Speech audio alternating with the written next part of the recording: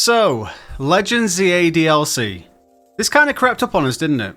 I'm definitely not used to a DLC dropping for a game this soon, but Mega Dimension is here. I've been playing it pretty much non-stop over the last few days. I really dived into it, and I've just rolled the credits on it. And there's a whole spectrum of emotions I'm feeling towards this DLC right now. Some things I enjoyed, some things I didn't.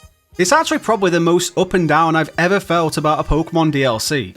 Some people are really riled up about it, and I kind of understand why this time. Obviously you get a lot of people who will hate on Pokémon for simply existing nowadays, but I don't think that's what's happening this time. I am not an overly cynical person by nature. I tend to find aspects I enjoy even in things that are imperfect, which is a pretty perfect trait to have as a Pokémon fan. But there are some glaring frustrations with this DLC. I'm still going to try to be level-headed and constructive, of course, but I'm also not going to sugarcoat anything here. Anyway, yeah, like I said, there are a bunch of things I want to talk about here, so let's have a little chinwag about it. There will be some spoilers for the DLC here, by the way. I kinda can't avoid them in this one, so just fair warning there before we get into it. So, first impressions on this DLC, after like the first hour or so, were that I felt like I was really dragging myself along. It's a slow start for sure. It kicks off with a 10 to 15 minute intro mission where we're fetch questing for some butter, and then doing a double battle against two characters who I'm not even sure have ever even interacted before. And then we're introduced to the core gameplay loop of this entire adventure. These strange portals have started appearing across Lumiose City, and we're tasked with investigating them. And we do that by jumping into these mysterious portals. To do that, we have to lend the power of Hooper, a mythical Pokemon, and the partner Pokemon of this little girl here, Ansha.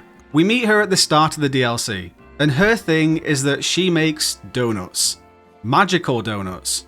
It turns out the secret to traveling through space and dimensions is these donuts. Specifically, Hooper eating these donuts.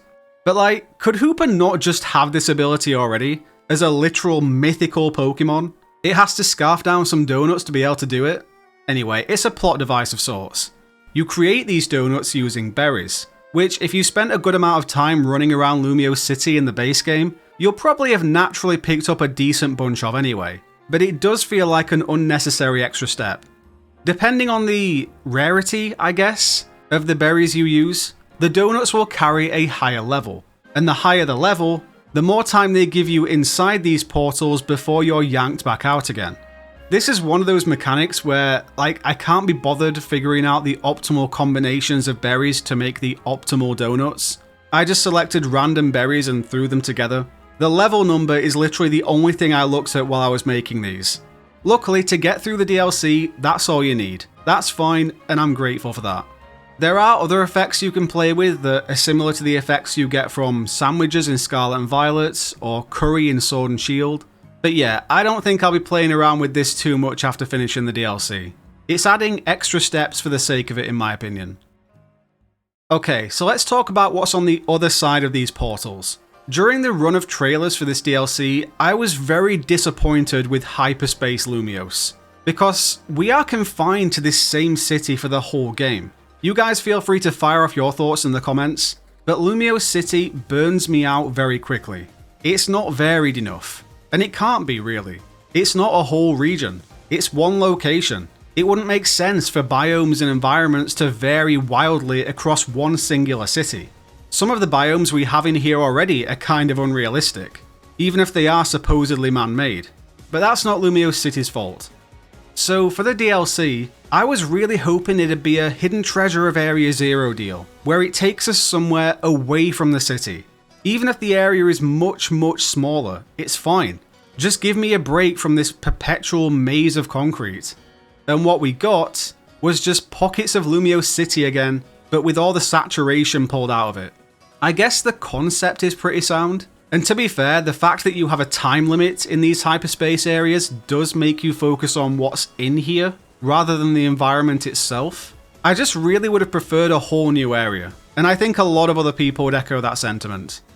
At the end of the DLC's story, we do get a new little area inside the final hyperspace portal. Give us some variations on this. That would be so much better than just Lumiose again. But this is what we've got. And like I said, we're against the clock to tick off 3 tasks, which aren't exactly mind-blowing. It's stuff like catch 3 Pokemon, destroy 3 floating Pokeballs, just menial stuff like that. And if anything, the time limit exposes how clunky the game can be, because you're rushing around trying to do things. On numerous occasions, I would have, say, 1 floating Pokeball left to destroy, for example, and I would run out of time because despite me spamming my Pokemon's attack, my Pokemon would not attack because it had got stuck behind a bin, or scaffolding, that was a very common one, and couldn't figure its way around it. And my game won't even let me call my Pokemon back into its Pokeball, because maybe it's too far away or something, I don't know. It just didn't work. Not just one occasion, this was happening a lot, and it was so frustrating. Probably my biggest frustration with this DLC, to be honest.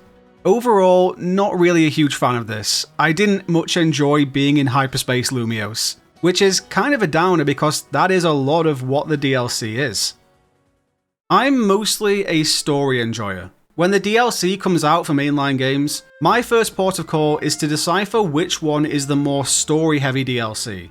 The DLC of Legends CA is very simple and really not that compelling. These hyperspace rifts are appearing all over Lumiose City. A huge one has appeared above Prism Tower, or what's left of it anyway. That's something that bugs me. Is the tower just gone forever now? Like, canonically, in the Pokemon universe, Prism Tower is no more. As much as I enjoyed the finale of the game involving the tower, I was really hoping that it'd get rebuilt or something. This looks horrible. The city has lost so much by losing Prism Tower.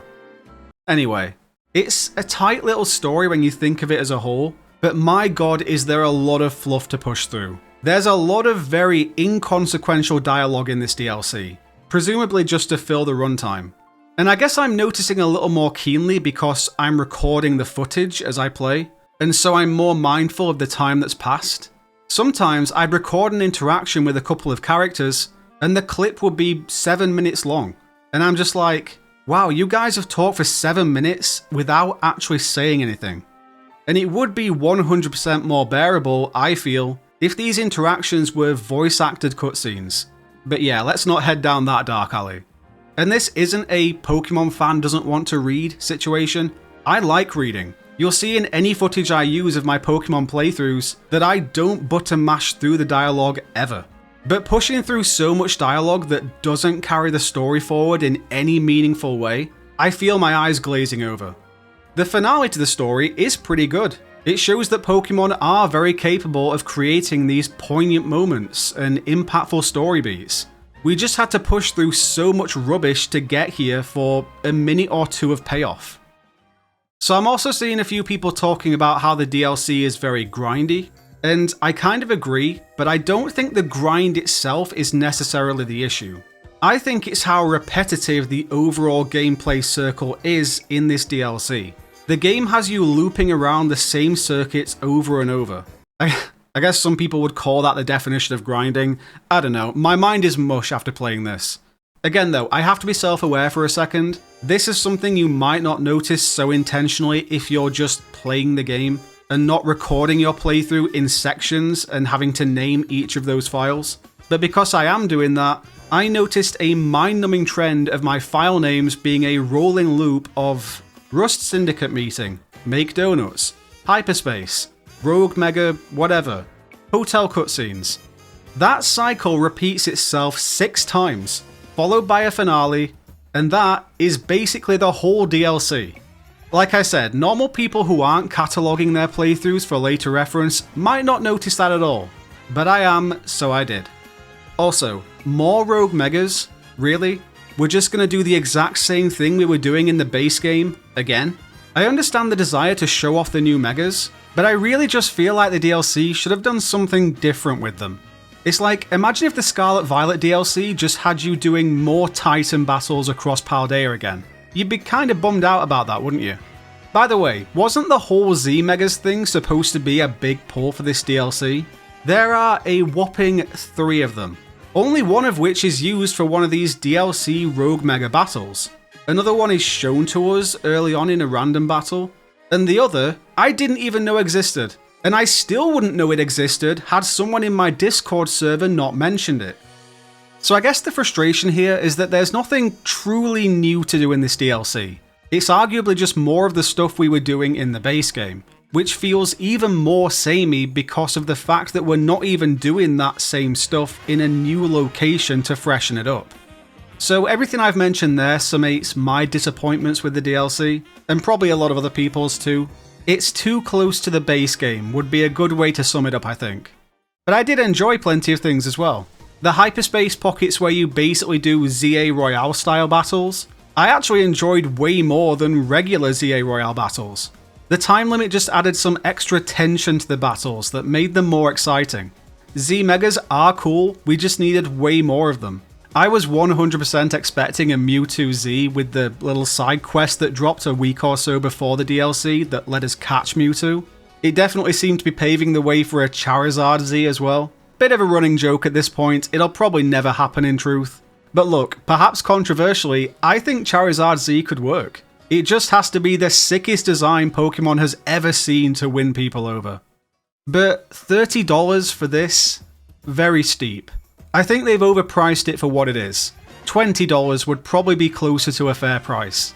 Some people would argue that this is cut content and should have just been in the game to begin with, that it's more like a post-game. I can see that. Remember the Daybreak update for Legends Arceus? The content patch that added nearly 30 new missions and mass outbreaks and a bunch of other stuff? That was free of charge. I think there's definitely more in this DLC than there was in that patch. But still, like I said, the price is very steep for what it is. I feel like I need to force myself to do all the side missions and stuff to actually make it worth it. I've rolled the credits on this DLC, but I do not feel like I've had $30 worth of value out of it yet. I don't know. Has anyone else tried that Crabominable side quest yet? That is insane. I stumbled into it and got my ass handed to me. I still haven't beaten it. I don't know if I ever will. Any tips would be greatly appreciated from anyone who has beaten this. Anyway, yeah, those are my scattered thoughts on the DLC. This game in general hasn't done too much for me. It's a layover game until Gen 10. That's how I've always perceived it, to be fair. So maybe there is a slight bias in here that I don't have a particular affinity towards this game anyway. But I did enjoy it to some extent. I think it introduced some fantastic characters. I think some of the new Mega Evolutions are incredible. I think Mega Evolution in general has been given a new relevance from this game. I've always said that I think Mega Evolution was a great concept that was handled poorly back in Gen 6. It wasn't center stage enough in those games. It's a lot better now. I'll probably put together a big review of this game once another few months have gone by and we've all had some time to sit with it for a while. For now, let me know your thoughts on the DLC in the comments. Drop a like on the video while you're down there, it helps a lot, and I'll catch you in the next one.